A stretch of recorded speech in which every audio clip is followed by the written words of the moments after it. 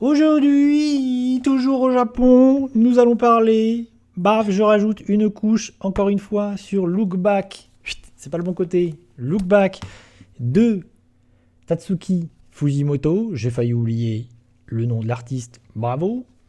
Fujimoto, sorti cette année, one shot. C'est formidable, c'est fantastique. C'est un petit chef-d'œuvre. Je ne peux que vous recommander de lire ça. J'en ai déjà beaucoup parlé.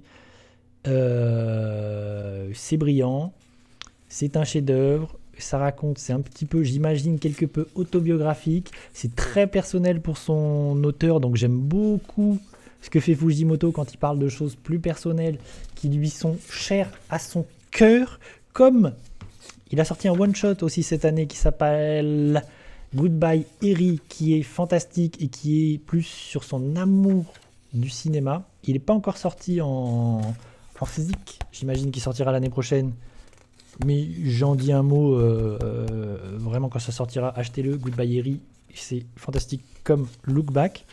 Pour revenir sur Look Back, ça traite de la jeunesse, des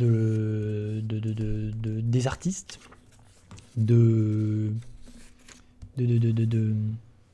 qu'est-ce que c'est que être un jeune artiste, que d'avoir une passion qui sommeille en vous, qui commence à naître, et de devenir un artiste. Là, on va suivre deux jeunes femmes qui vont se découvrir une passion pour le dessin, qui vont essayer de devenir mangaka.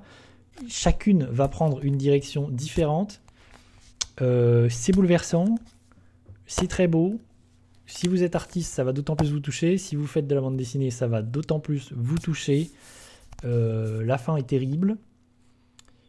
C'est une amitié, c'est aussi une histoire d'amitié, une histoire d'amour aussi du manga, de la bande dessinée.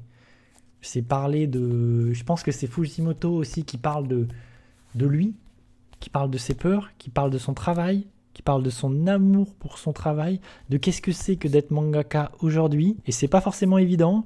On l'a vu avec Berserk et Kentaro Miura. Je pense que les mangaka aujourd'hui travaillent dans des conditions terribles où vraiment ils se tuent. Ils se tuent littéralement corps et âme pour leurs œuvres. Vraiment, et j'aime beaucoup ce que fait Fujimoto et je préfère encore ce qu'il fait quand il écrit des one-shots. J'ai adoré Fire Punch, j'aime beaucoup Chainsaw Man, mais vraiment je préfère encore ce qu'il fait quand il est sur quelque chose de différent, de plus sensible, de plus personnel, comme ce que peut faire Inyo Asano. D'ailleurs, j'en rajoute une petite goutte sur le fait que cette année aussi, les éditions Kazé ont sorti 2 anthologies, bam, de Fujimoto. Bon, c'est beaucoup moins intéressant parce que c'est des œuvres de jeunesse, donc c'est des compilations d'œuvres de jeunesse, de one-shots de Fujimoto, donc il y a du bon, il y a du moins bon. Après, il faut voir que ça commence, il avait 17 ans, donc il y a des œuvres où il a 17 ans. Aujourd'hui, il a même pas 30 ans, donc c'est quand même assez dingo. Je dis ça, mais je sais pas exactement quel âge il a. Je vais vérifier, disons-le. Il a 30 ans. Il a 30 ans. C'est intéressant pour ceux qui ont envie de suivre un petit peu la carrière de Fujimoto. Par contre, je trouve ça hyper intéressant que les éditeurs, que là en l'occurrence Kazé, soutiennent un auteur et du coup publient tout ce que l'auteur a créé. Donc ça, c'est vraiment cool. Je trouve ça bien. J'aimerais que plus d'éditeurs le fassent autour de plus d'auteurs, notamment des mangaka. Parce que vraiment, c'est intéressant, même si c'est pas des histoires fabuleuses. C'est intéressant de voir un petit peu le parcours du bonhomme, de quoi il vient, par quoi il est passé. Il y a des histoires qui sont super, hein, vraiment.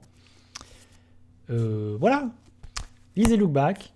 À bientôt. À demain. Pour moultes aventures. Je sais pas de quoi on va parler, mais ce sera forcément très intéressant.